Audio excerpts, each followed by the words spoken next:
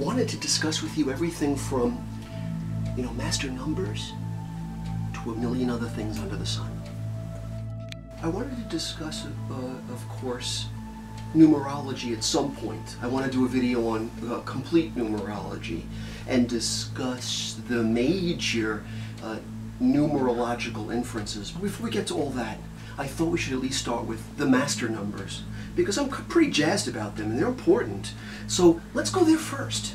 I'd like to discuss 11s first. Master numbers are variations of 11, and 11 itself is a very powerful number. Generally speaking, most numerologists would not add 1 and 1 together and get 2. They'd leave it at 11. It's powerful. It vibrates to the spirits, it vibrates to the angels, it vibrates to the Elohim. So it's very potent stuff. One day, the biggest 11 in the world was the World Trade Towers. And when it was built, I often felt that, although I had friends and family that had rooms and apartments and places nearby and beautiful restaurants and such, although it is a very attractive energy field over there, I really wasn't so terribly behooved to spend much time there, because I'm well aware that anything that vibrates to number 11 is ultimately going to vibrate to either peace, or it's going to vibrate to noise, or it's going to vibrate to something that ultimately is going to break down to spirit. So ultimately what happened? 10 years ago, the World Trade Towers fell, which was inevitable that they would fall, because after all, they were the biggest 11 in the world. So not only were they destined to become spirit, alchemically, or via terrorism, or who knows, people are now into conspiracy theories. It almost gets to a point where it doesn't matter. The fact is, it happened, and it became spirit. And it's a little bit different for New Yorkers than it is for other people in the country or in the world. Other people in the country might be going to the Strawberry Festival. New Yorkers, though, once in a while are finding that there's I hate to say it on a YouTube video, but there's body parts that are found now and again in New York. It's terrifying. And our souls have been touched. And in my job as a psychic and a medium, I've done, well, the best I can to help people access this energy, make sense out of the senseless, occasionally attract the vibrational fields of the spirits that have passed. It ain't easy. So it did what it did. And are the reparations of master numbers ever really resolved? No. They always are what they are, and they're always going to have impact and influence. Let's discuss another master number, 33. Christ died and ascended into heaven at 33, a master number. I remember when I was 33, so many lifetimes ago, a year before I had my first hip replacement, and my wife had gotten my wet hair, and we did all braids. And Susie, the owner of a New Age store called Starbright at the time, helped me with long thorns I collected from a forest that I used to play in when I was little with my friends. And we fashioned a crown of thorns for myself. And we took this photograph before my surgery, because I really felt like this is just sort of a so-called station of the cross, that sense of, well, here's a big challenge to you physically. In order to get yourself into a place that's highly spiritual, you're just going to have to go through this, because you're flesh and blood. And you know what? Sometimes in the lives of some guys at 33, and I'm one of them, with my long ringlets of hair, when I took the braids out and it all became long ringlets, my hair was about down here, and I had the crown of thorns, and I posed in a position that was pseudo-crucifix-like, but the notion was, I know for this just one moment in my life, I'm going to look like, and perhaps to some extent feel like, Christ, in that sort of agony, that sense of, maybe even questioning oneself as to why am I doing this? Why is life doing this to me? What am I being put through? And ultimately, I knew I'd survive, and I would move up to a higher spiritual level, which I did at 33, a master number. Certain people highly vibrate to powerful numerological essences. We all do. I was born at 11 o'clock at night, so I vibrate very heavily to 11s. But when you think sometimes or reference people that vibrate to numbers very intensely, it's quite unique. For instance, Princess Beatrice, I'm not sure if she's quite a princess yet, for Sarah Ferguson's daughter, she's born on 8/8/88. She was born at 8 pounds, 8 ounces. 8 is a power number. So when she recently was at that wedding with the prince and her sister Pippa and the whole 9 yards, and the Sun and the newspapers all talking about it, and there she was with that outrageous hat on that got recently was put on some sort of eBay or something, or donated to charity. But again, all those powerful 8s.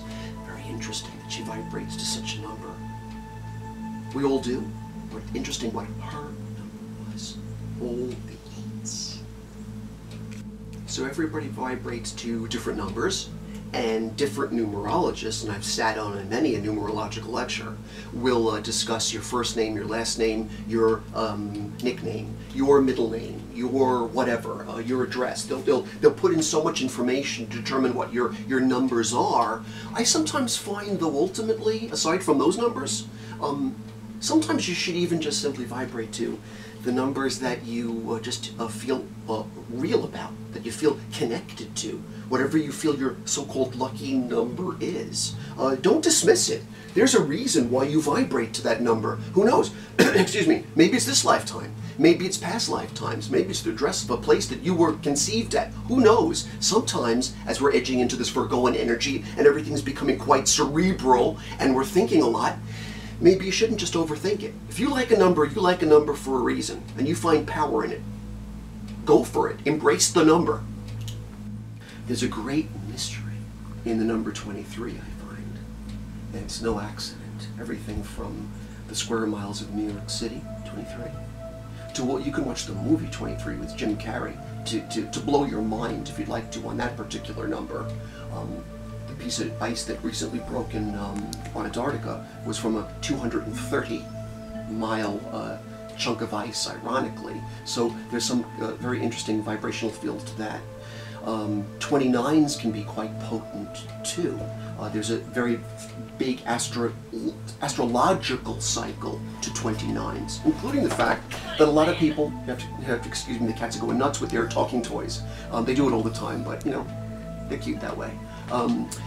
29 is very potent. I find a lot of people, I hate to say it, but either died mysteriously, or perhaps at their own hand, or can't take it anymore, or there's a lot of suicides at 29. There's a very powerful number attached to that as well. So, you know, with all of this numerological speak, though, I think one of the other points that I want to kind of bring into the vibrational field is emotions. How to emote openly. Regardless of the number that you vibrate to, 3 being work-oriented, 2 being harmonic, 4 being having to apply oneself, 5 being, for instance, a pentagram or an energy that either points up or has a tendency to drain or point down. 8, just skipping for a moment, can be quite the power source. So there's a lot of different things that have to do with numbers, but the point is, though, they really seem to mirror or respond to our emotions. I've seen a lot of people, New Age people, that tend to always put on their status how gloriously they are involved with the great divine, and they're in such a heavenly place all the time. And people read this thing thinking, do you ever get angry about anything? I'm sure that they do. They're only human. But maybe either they don't want to post that because they want to be upbeat and they want to lift your spirits. And I know I want to do that for people. But I also believe in also emoting authentically. So you know what? If I'm in an upset mood and I'm sensitive, and if someone kind of just really rubs me the wrong way, I'm going to say it. And if I'm in a really good mood and I feel delightful and I'm plugged into the divine, I'm going to purport that as well. I just feel, you know, when it comes to each day and its number, and each month and its number, and each second that ticks by that has an energy field attached to it, and it's constantly changing. Even if even if every August 26th is an August 26th, it's a whole different August 26th. By the way, I bring it up because this August 26th, Mercury goes direct. Hallelujah! But the notion is, react to it. Don't be afraid to. What's the worst that's going to happen? Someone's going to be put off a little bit by your reaction?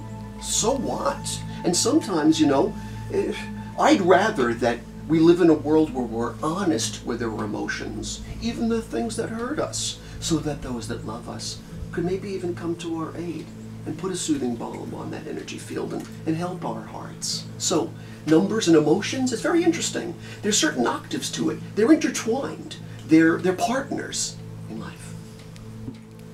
In a future numerological YouTube video, I will get much more seriously involved in the numbers and specifically what they mean. It'll be quite tutorial, it'll be very informative, but for today I just wanted to kind of, though, give a preface to it by discussing the numbers, the master numbers to some extent, even if it's only two of the most potent, and their interaction with emotional energy.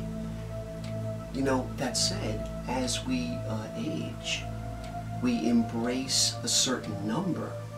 It's interesting, I'm thinking in terms of when we're 15 or when we're 51 and we vibrate ultimately to 6. So it's sort of a return to a very potent number, but in a whole new auspice of understanding, which is quite unique. It's like saying, I've got maybe, who knows, I've got the energy and the stamina of what I had when I was 15.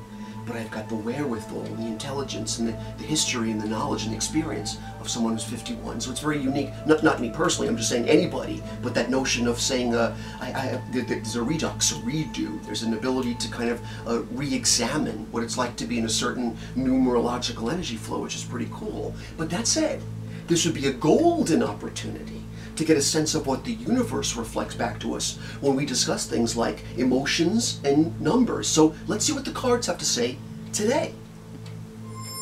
Voila! And they say this today.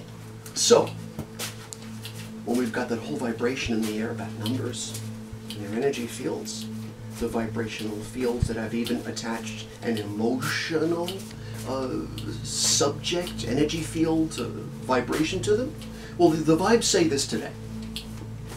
Okay, we're mix mastering, as I tend to do, and the vibes say this today. Number 1. Well, it's the number 3. And 3 is unique. It's very unique. It's why I always use a Grand Trine read. Because in antiquity, it was maiden, mother, crone. In Christianity, it's Father, Son, and Holy Spirit. In Judaism, it could be as above, so below, which creates the great Star of David. I mean, we could just go on and on and on about what 3s do. But it's interesting that we begin our reading with, ironically, number 3. The vibration was interesting because although it talks about sometimes that feeling of what 3 can do, 3 has the capacity to create lack of clarity. Or there can be a diffuse sense of clarity. Or sometimes because of number 3, there's not a great understanding. And by the way, I just realized this as I'm doing this video. When I just did the previous video, this was the vibe that came out, the Libra vibration, we are. It never ceases to amaze me that when you're in a certain psychic zone, you stay that way. That's why no one should be read too soon. They should be read, if the most anybody should be read really is seasonally, because you're in a cycle and it's probably not going to change, and this is already evidence of it. 3. But remember what the mantra was in our previous video, entering this golden age. The mantra of this vibe was, every problem contains a solution. 3 often vibrates to work, but work that proceeds. Okay, let's take a look at our second of the Grand Trine. The vibrations today say this. Communication and words that need to be spoken. It's a very old image of mine in my tarot deck. It's probably one of the oldest. I mean, surely this has got to be a 30-year-old piece. And because it's original, it's dog-eared, as you can see. But I let it be so because it's important. It's about broadcasting one's energy field, or as I said before, being authentic, being real, and emoting openly. Everyone appreciates it, even the people that sometimes find it abrasive. Ultimately, if they learn something from it, then it was worth it. And if you can tell a great truth while being diplomatic and remembering love, then people will listen. You won't turn them off. You'll help them in their own evolving. It's a pretty powerful vibe to be in. Communication. Okay? Throat chakra oriented. And the final vibe of the Grand Trine says this today.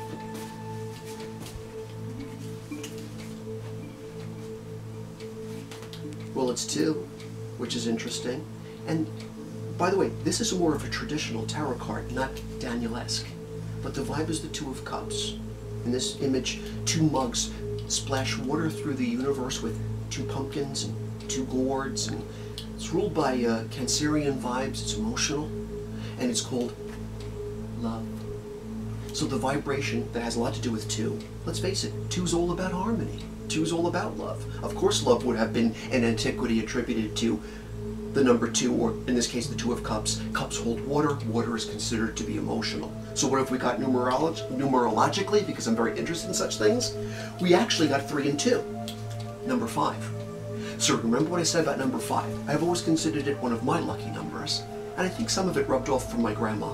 Because when I was little, I used to play cards with her. She was very fond of number 5. Overly so, because she's an Aries. And Aries love numbers.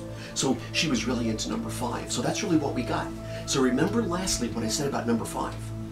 It's air, earth, fire, water, and ether. It's the grand energy field of some sort of a star. But although it can represent even ourselves, we fit into a star pattern. Our head, our 2 arms, and 2 legs. But if the energy goes downwards and it points downwards, it drains. That's why there's the myth of, let's say, the pentagram. Oh, what is that? It's an upside down energy field. All of a sudden it becomes a goat's head of some sort with horns moving upwards. It has a negative connotation, the Kabbalistic Geburah of 5. Simply don't let it then. Embrace positivity. Embrace communication. Embrace problem solving. Embrace love. And then everything is going to be A-okay. I love you.